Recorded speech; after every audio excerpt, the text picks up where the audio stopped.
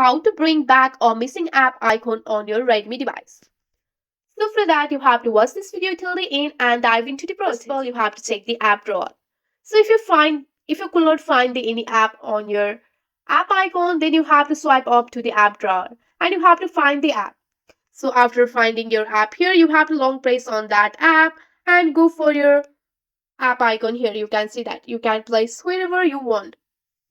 So you can drag it to your home screen and you can place it wherever you want. Also, you can swipe down from the home screen and you can search for the app here. You can search for the app and you can just go and navigate to that app and long press on that app and you can have it on your home screen. Also, you can navigate to your setting and tap on the app option, go for the manage app here. So if you have disabled this app here, you have to just go and enable the app.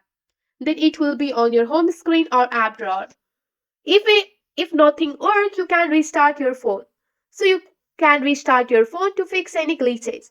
So these steps will help you to restore any missing app icon. That's it for today. If you like this video, please hit that like button and subscribe for more. I will see you in the next one. Thank you.